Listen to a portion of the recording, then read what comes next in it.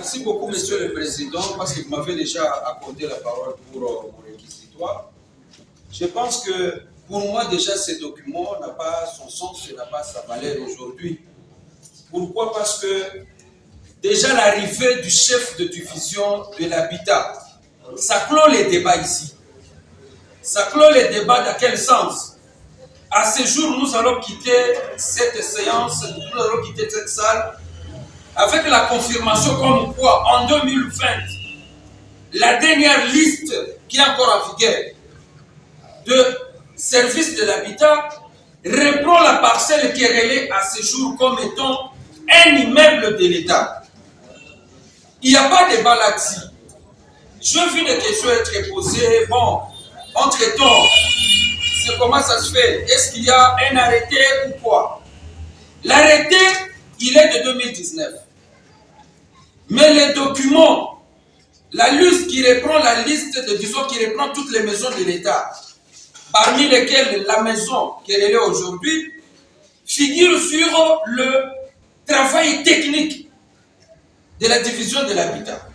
C'est ce document qui fait foi à ce jour. Contrairement à l'arrêté, parce que le chef de division nous avait dit, les listes peuvent surgir à tout moment, selon le besoin. C'est-à-dire, aujourd'hui, l'État congolais peut être dépossédé de sa parcelle, demain elle reprend une autre parcelle, ça change de temps en temps. Dans les cas d'espèce, il n'y a pas de débat, la parcelle appartient bel et bien à l'État congolais. Pourquoi? Parce qu'elle est reprise sur la liste des maisons qui sont encore dans le patrimoine de l'État congolais. Le bien du domaine privé de l'État congolais. Monsieur le Président, nous avions posé une question. Depuis quand les agents de la DGM et ANR habitent les bâtiments qui relèvent? Nous qui ne sommes pas nés ici à Bukavu, mais nous voulions quand même connaître la petite historique de cette parcelle. Déjà à l'époque, c'est là où se trouvait le bureau de la DGM et de l'ANR à l'époque, parce qu'il était un même service. Et depuis 1985-1980 quelques, ces agents-là habitent ces maisons-là. Alors, moi je me pose la question, moi en tant que Kachamouka, je viens, on me propose une parcelle habitée par plus d'une vingtaine de familles de ce service-là. Comment pourrais-je acheter quelque chose dans lequel je n'ai jamais posé mes pieds? Je ne connais même pas le nombre de pièces qui sont dedans. Je regarde tout simplement de loin, je vois, ah, ça c'est mon bâtiment qui est là. Depuis 2010 jusqu'à 2020, le soi-disant propriétaire n'a jamais foulé ses pieds là-bas. Voilà la tricherie, la première tricherie. On nous fait croire ici que la parcelle appartenait à un individu qui est d'ailleurs fictif, qu'on appelle Brayo. Mais à ce jour ici, rien ne prouve que Brayo est en vie. Et d'ailleurs, même s'il était en vie, rien que cette liste-ci de 2020, ça clôt les débats. La correspondance du ministre national de l'urbanisme confirme que les bâtiments qui relaient à ce jour appartiennent bel et bien au domaine privé de l'État. Voilà pourquoi, quand je vous avais répondu aux audiences passées, vous m'avez posé la question que je dise combien de pièces, quelles sont les pièces qui sont attaquées en faux. Je vous avais dit que toutes les pièces étaient attaquées en faux. Pourquoi? Parce que la preuve est là aujourd'hui que la parcelle qui est appartient encore dans le domaine public de l'État. Tout document qui viendrait chercher à prouver par quelque manière que ce soit les droits de propriété sur un particulier, tous les documents au juste sont de faux. Voilà pourquoi la République vous a encore réénuméré, pour la deuxième fois d'ailleurs, les documents faux. On vous a parlé de la correspondance de M. Brayo demandant le renouvellement de son titre. Cette correspondance, on vous dit, il lui demande au conservateur des titres immobiliers de renouveler le titre. Moi, je voulais aller tout simplement dans un seul aspect pour ne plus aborder tous les aspects du faux. Moi, je marqué, parce que la partie citée a dit que l'on ne confonde pas l'article 20. Mais moi, j'ai dit, on ne confond pas l'article 20. Il s'agit bel et bien de cet article-là. Je lis cet article. Parce que la partie citée parle des procurations spéciales. Ici, nous ne sommes pas dans la procuration spéciale. Lui, Brayo a écrit au conservateur des titres immobiliers pour les transferts de propriétés. Ici, il ne s'agit pas d'une procuration spéciale. Quand on vous dit que le fait de n'avoir pas légalisé les signatures en Belgique, ce document ne pouvait pas sortir ses effets en RDC. C'est dans cet article, je dis encore, je confirme, il n'y a pas de confusion, c'est cet article que je vais lire tout de suite là. L'article 20 dit ceci. De l'ordonnance loi du 9 juin 1966 sur l'acte notarié. L'article 20, je reviens pour que l'on enlève cette confusion et qu'il n'y a pas de confusion là-dessus. La loi dit ceci, et d'ailleurs c'est dans le chapitre 5 des actes, les actes étrangers, c'est ça le titre, les actes étrangers, en grand titre comme ça. L'article 20 dit ceci, indépendamment des actes passés à l'étranger, conformément au dernier alinéa de l'article 2 de l'acte passé à l'étranger, ont sur le territoire du Congo la même force probante que dans les pays où ils ont été dressés. C'est le dernier alinéa qui m'intéresse ici. La preuve de leur authenticité résultera notamment de la légalisation effectuée par les autorités désignées par le ministre des Affaires étrangères. Les autorités désignées par le ministre des Affaires étrangères du Congo, c'est notre ambassade. Le grand titre est là. Voilà pourquoi, pour que nous quittions cette confusion une fois pour toutes. Nous sommes dans cet article. Ici, il n'y a pas de procuration. On ne parle pas de la procuration, on parle des actes passés à l'étranger. Voilà, lorsque ce document n'est pas légalisé, d'abord la légalisation c'est quoi? On invite les signateurs pour leur poser la question, est-ce que la signature vous appartient? Pour éviter qu'un fausseur, quelqu'un peut avoir imité la signature d'une personne et se fait passer comme propriétaire du document. On doit identifier la personne. Voilà pourquoi nous disons, Brayo qui est en Belgique, il a signé le contrat avec les représentants du cité ici, un autre Belge. Le dé devrait se rendre dans notre ambassade pour faire légaliser cette correspondance, les signatures qui étaient couchées sur cette correspondance. Et en cela déjà, comme ils n'ont pas fait, les documents n'ont pas sa valeur juridique à la République démocratique du Congo. Pour qu'ils sortent des effets. Voilà la confusion qui a concouru à l'établissement d'un nouveau certificat d'enregistrement sur base de faux documents. On vous parle des actes de vente passés entre Brayo et Kachamuka. La même gymnastique, en vertu de cet article 20, des actes notariés, de l'ordonnance loi précitée, l'acte de vente passé entre les deux Belges en France, en Belgique, n'a pas traversé par notre ambassade pour que les signatures soient légalisées. Et tout d'un coup, aujourd'hui, on vient se doter d'un certificat d'enregistrement, monsieur le président. Ça, c'était juste pour vous faire voir les actes qui sont précédemment cités, qui ont été listés par la République, sont des actes faux, en vertu des altérations de la vérité qui regorgent au sein de ces documents. Moi, je vais m'atteler ici sur un seul document. Ce seul document aujourd'hui, pourquoi? Parce que tous les autres documents, leurs prescriptions de faux seront prescrites. Parce que la plupart sont rédigés en 2010, en 2000, je ne sais pas combien, mais les certificats d'enregistrement, l'actuel certificat d'enregistrement qui est en cours de validité, qui n'a que 3 ans, je crois même moins de 3 ans, de 2019, c'est celui-là dont la prescription n'est pas encore acquise. Pourquoi? Parce que depuis le premier juge jusqu'à maintenant, les 3 ans ne sont pas encore là. Je vais m'atteler tout simplement sur ces certificats d'enregistrement. Déjà d'emblée au départ, j'ai dit il n'y a pas photo. Ici, on ne débat pas d'une parcelle d'un particulier. On débat sur une parcelle reconnue par l'État congolais, sur une liste qui est encore là, qui n'est pas remplacée par une quelconque autre liste de 2020. Le ministre national de l'affaire de l'habitat, lui-même, il a écrit, il a reconnu ça dans sa correspondance pour attester que la parcelle qu'elle est aujourd'hui appartient à l'État. Alors, lorsque Kachamouka va aller se faire confectionner son faux certificat, d'ailleurs, j'appelle faux pourquoi? Ce certificat n'a pas de dossier mère. Ce certificat, le dossier mère n'existe pas. Nous avions été au service du cadastre.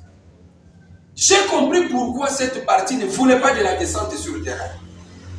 Quand j'ai lu même, lorsqu'ils ont soupçonné ce tribunal, on a reproché au tribunal d'avoir accordé la descente au conservateur parce qu'il a été entendu par le premier juge.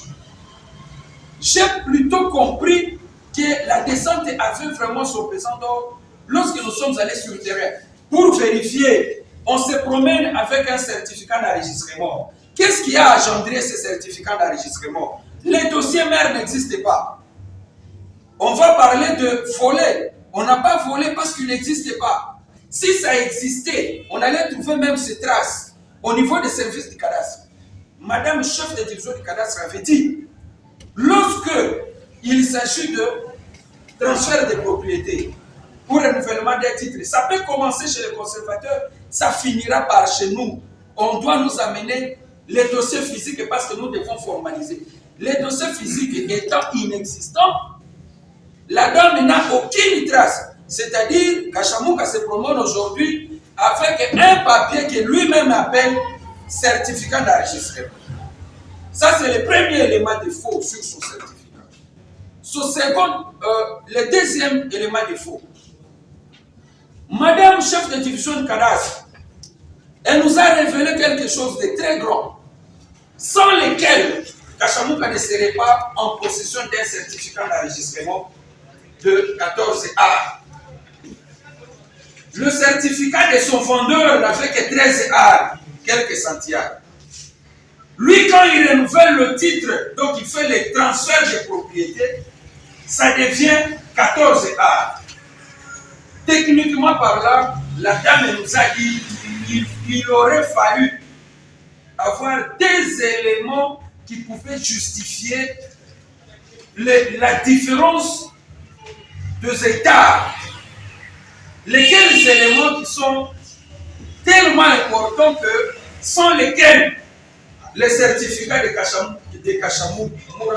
Kachamouka est faux. Elle nous avait dit, comme il y a eu changement de superficie de 13 au 14, la première des choses, les géomètres qui avaient effectué la descente sur le terrain pour aller mesurer devraient nous établir d'abord les rapports techniques. Les rapports techniques. Après les rapports techniques, il devrait dresser un PV de rectification. On appelle PV rectificatif de superficie. Comme étant, le géomètre n'a jamais foulé ses pieds là-bas. J'ai même ma tête à couper, le géomètre n'a jamais foulé ses pieds là-bas. Au moins Kachamouka a eu l'habitude de ravir, de déposséder l'État congolais par ses parcelles. Mais cette fois-ci, il a mal calculé. La parcelle à laquelle il pouvait déposséder l'État congolais, là où habitent les agents de l'ANER et les agents de la TGM. Voilà pourquoi vous verrez l'inexactitude de la superficie. Vous allez voir qu'il n'y a jamais eu rapport technique pour dire qu'il y a eu différence de superficie. ou qu'il accompagne son rapport technique avec un PV rectificatif.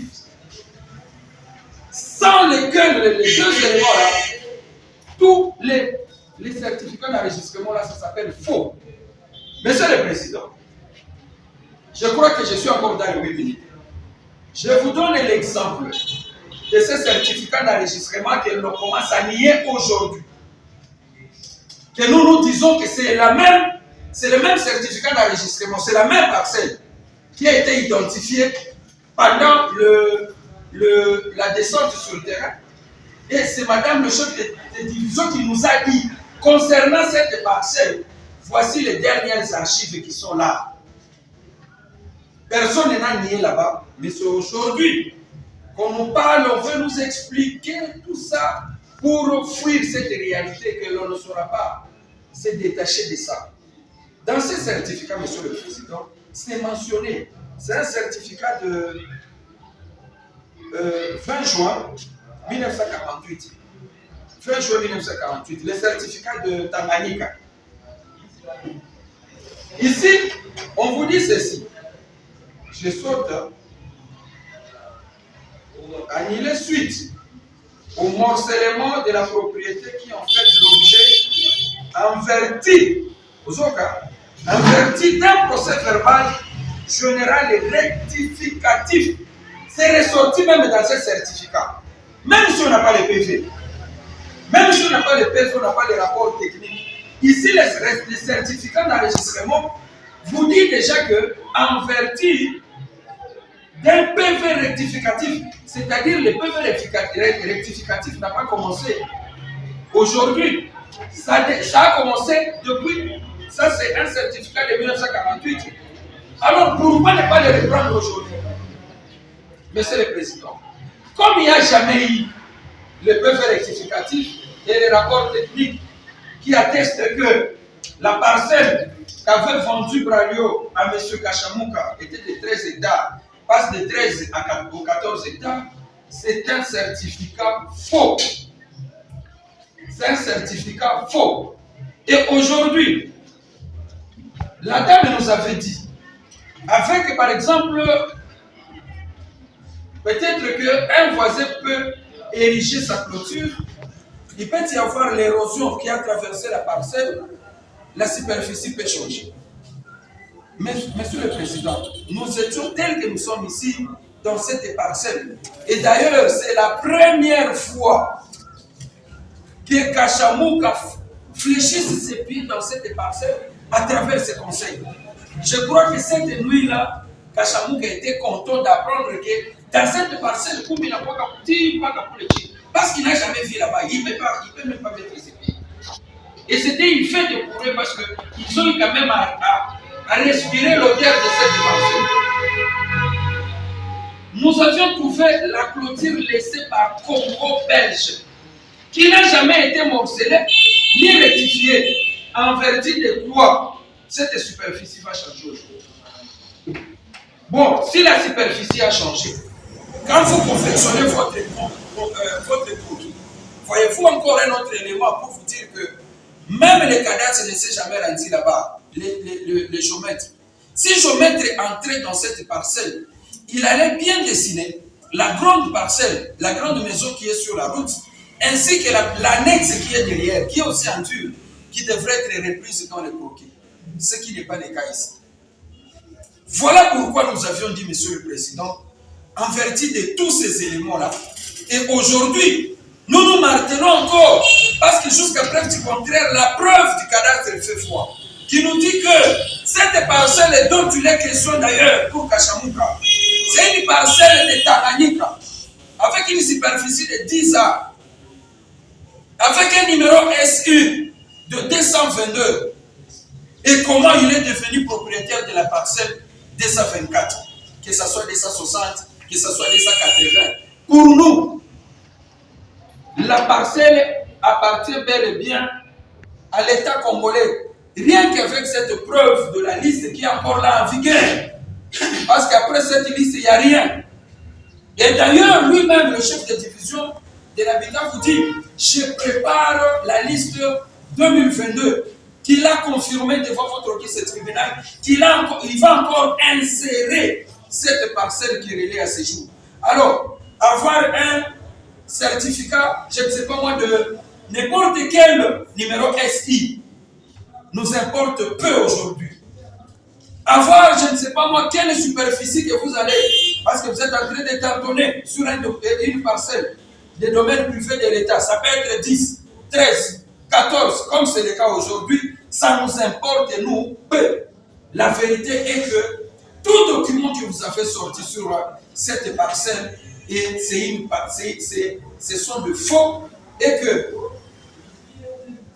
les premiers juges n'avaient pas droit, avec de telles réalités, de tous les éléments, que d'acquitter M. Kachamouka. Et voilà pourquoi nous sommes venus en appel pour mal juger. Pour aller vite, Monsieur le Président, l'acte matériel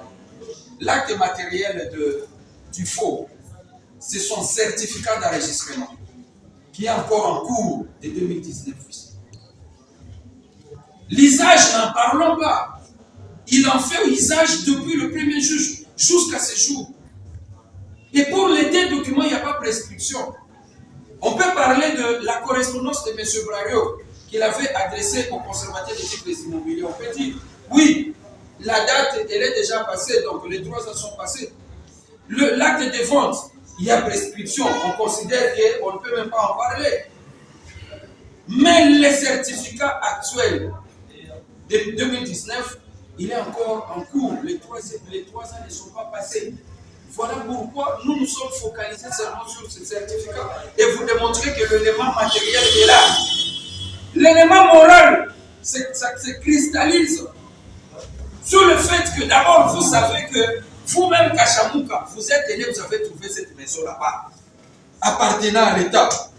Vous faites confectionner des faux documents depuis l'Europe, sans preuve de virement de 30 000 prétendument, donc l'achat de la parcelle, qui représentait l'achat de la parcelle.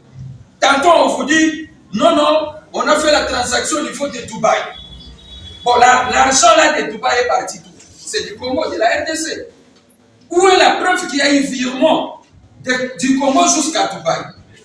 Entre-temps, la transaction a été faite au niveau de Dubaï, mais l'acte de vente est signé est fait. L'acte de vente est signé en Belgique.